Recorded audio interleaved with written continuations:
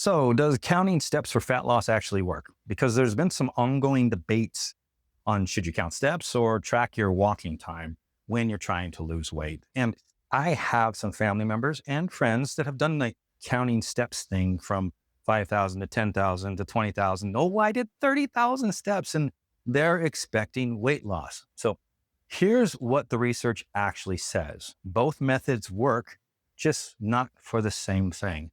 And here's what might surprise you. There's actually a specific point where your everyday steps stop being effective and your timed walks start being effective.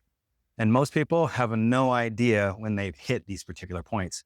But we'll get into all that. We'll break down the differences between these two and try to deliver you some quality information here. So most of us have heard or read about 10,000 steps. The health benefits are great. Reduced heart disease, better longevity, easier weight management. It sounds like a complete, easy, all-in-one package for your health, your weight loss needs. So you start tracking your daily steps religiously. You're consistent. You check your Apple Watch or your Fitbit or another app that helps you track those steps so you can get to that magical number. But weeks turn into months and the fat loss just isn't happening. At least it's not as much as you expected it to happen. Then you start walking more, hitting 10,000 plus steps daily. Your joints feel better. You have more energy, but your body composition, it's the same as it was before. You start thinking, maybe I need to walk even more.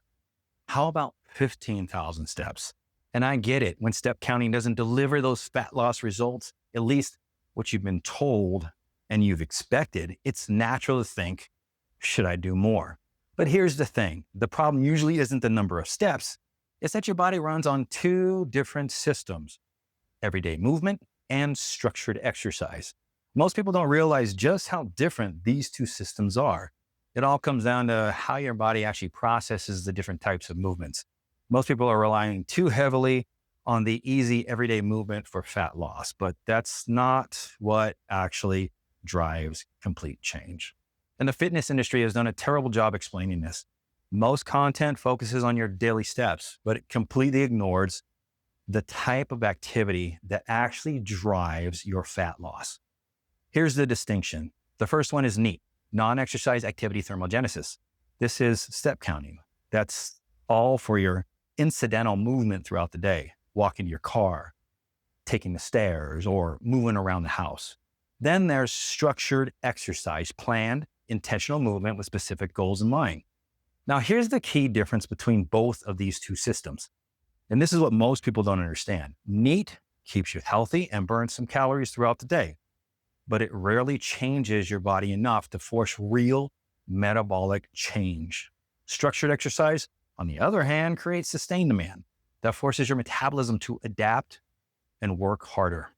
And this is why counting steps, unfortunately, fails for real fat loss goals. Sure, you're burning calories, but your body never has to work hard enough to create real change. Think about it. As you walk to your car or walk through Target, you're moving, but you're not breathing harder. You're not sweating, and your muscles aren't being challenged. Your body treats this like everyday activity. It burns through a few calories and delivers some health benefits. And don't get me wrong, it's better than sitting around on your butt. Trust me. But compare that to walking for 30 minutes where you're slightly out of breath the whole time, and now your body is actually working. Your heart rate stays elevated. Your metabolism stays fired up for long periods of time, even after you've done the work. That's the crucial difference. And it's why structured walking consistently outperforms step counting for real fat loss. Then there's the problem with step counting. It's called adaptation and step counting plateaus. Your daily steps plateau in their effectiveness. This happens anywhere between 6,000 and 10,000 steps. This is because your body gets used to this level of easy activity. Every time you get up and move, your metabolism notches up slightly, but it's brief and then it drops right back down. It's like tapping your metabolic gas pedal instead of pressing it down and holding it. But when you add structured walking sessions, walking continuously for 20, 30, or 45 minutes at a pace that makes you slightly out of breath, now you're holding that metabolic gas pedal down, just shooting forward. Metabolism raised, fat is burning. That sustained energy demand forces your metabolism to work harder and stay elevated for longer periods of time. In a recent 2024 meta-analysis published in the JAMA Network Open, researchers analyzed 116 different studies involving 7,000 adults who were overweight or obese. They wanted to understand how different amounts of structured aerobic exercise affected weight loss. They found that people doing 150 minutes per week, that's just 30 minutes, 5 days a week, lost an average of 6 pounds over 8 weeks. Those doing 300 minutes per week lost an average of 9 pounds. But here's the key finding.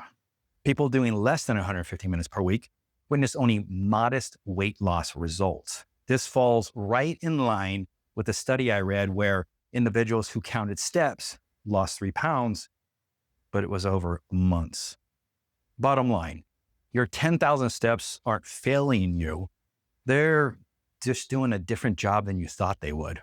They're keeping you healthy and cutting your risk of heart disease, diabetes, and even certain cancers by up to 40%. But if you want fat loss, you need to add those structured minutes in.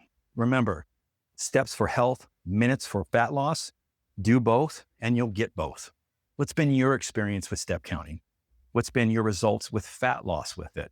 Drop a comment down below. Let me know, and I'll see you next time on the channel.